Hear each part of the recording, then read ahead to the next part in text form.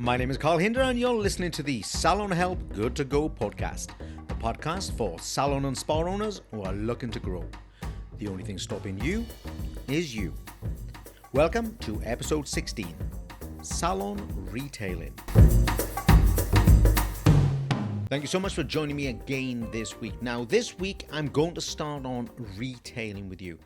Some time ago, a couple of years ago, I wrote a book called Salon Products, Sell or Die Not Trying. Retailing has always been the focus of my business life. It was before I joined the industry. You can check that out in my early podcasts. But now, it's one of those things that I think is intrinsic to all salons. However, this is what I don't get. Everyone wants to make money, or at least if you judge it by the level of moaning, groaning and complaining on social media, I can't pay my bills, I can't pay my staff. Sometimes, guys, you can't even pay yourself. But there's a solution, and it's free, and you don't need any more staff to implement it. It doesn't take much time at all, and it's at your fingertips. Now, if I was to, phone you up as a coach, if I was to get in contact with you and offer you a solution that said, look, I got a way where you can pay all of your bills and you'll need no extra staff and your profitability is really going to jump and your VAT, if you're VAT registered, is also going to be lowered a bit and it's free, wouldn't you jump at it? And it's there for you. The solution is there, it's free and it's quick and it's easy and it's available to everyone. However, even though that solution is free and available to everyone, the opposite is true. Very few people actually want to take advantage of this option, of this very, very simple solution. Like I said, I wrote the book, and even the name is named after this phenomena. Salon Products, listen to it. Salon Products, Sell or Die, and in brackets, Not Trying. Because we would rather die as a business. We would rather give up. We would rather fail financially. We'd rather close down than come to terms with the great opportunity of retailing. In the book, I even dedicated, the dedicated part where you're supposed to dedicate it to your wife or children or your family for putting up with you. I dedicated mine to all the salons that passed away, if you like, they're closed down, and it says to all the salons that have left us, there really was no need, and there wasn't. There's no need for salons to close down these days, most of them at least, if they simply grasp this particular part of their business. Are you listening to this now and thinking, even in the first couple of minutes of this podcast, I actually get what he's saying? Isn't it ridiculous that I don't grasp retailing in my business? So if you have, well done, you're on board. And if you don't think that just yet, hang on in there, because we're really going to start to analyze why this is a problem. Before we go any further, it's really important that you realize that this isn't a personal attack upon you. This is me trying to get you to take action. There's certainly an element of frustration because I don't like to see salons struggling. It doesn't make sense to me. There's no business logic. When you have a business problem and a solution is presented to you, why wouldn't you take it? It's the same to me as if you had a toothache. Now, if you had a toothache, what would you do? You probably go to the chemist, or you take some painkillers. You probably visit the dentist. You would be looking for a solution because that pain is no fun. That pain is a negative experience. So we would go and do that. Now, if we dive into this, we start looking into why this is happening. It's happened because most people in the industry start off with some sort of status like an apprentice. And as an apprentice, we didn't sell much in terms of quality products to clients. Then we went on to some sort of junior position and we didn't sell many products unless we were asked, of course. And then we went on to a senior position and we still didn't sell. And our boss didn't ask us to sell, or if they did ask us, they weren't really that bothered because they kind of had the same problem as you had. They didn't believe in retailing. And now what's happened? You're the boss. And you are perpetuating that with your team. You're not demanding that they deliver higher levels of customer service through retail, and so you're not solving your problem. You have a habit, guys. Unfortunately, at the moment, it's not a great habit. Let's face it. Selling has you always had a bad kind of reputation. It's been a bad reputation in our industry for a long time, and it's has a bad reputation outside the industry as well. Even though it's one of the most fundamental things that we will ever do in commerce, it's probably one of the most fundamental things we'll ever do as a human, selling things and selling ourselves in different ways. Now, you might have heard some of these things being said. In fact, thinking about it, you've probably said some of these things, maybe quietly to yourself. So, do you recognize, these kinds of things? Either you've been saying them, your colleagues have been saying them, or your staff have been saying them, or maybe you say it about other industries.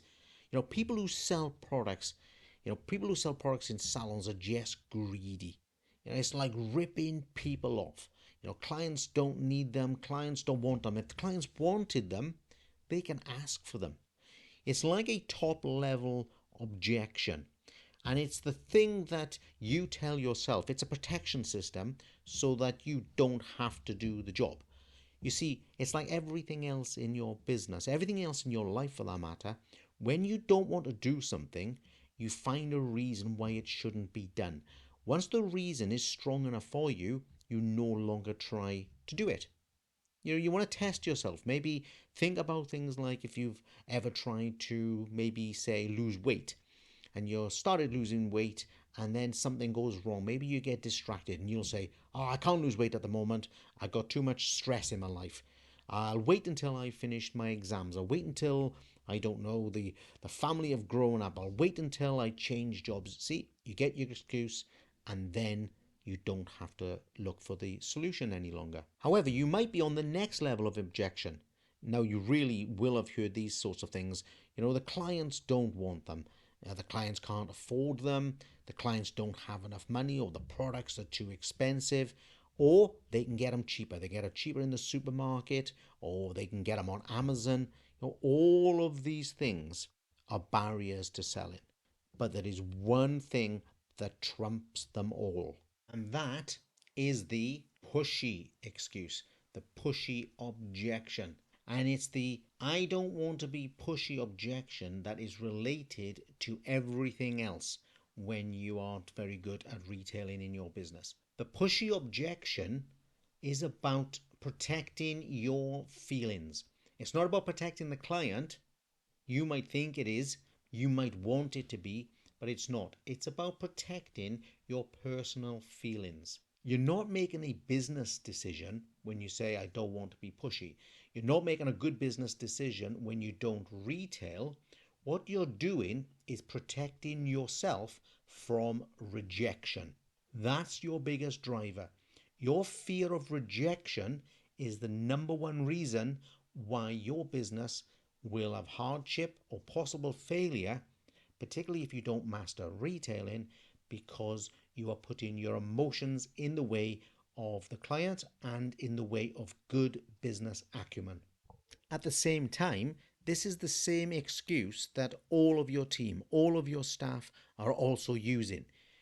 But when they present you with that, you accept it because you know that's the same thing as you have been using for many, many years.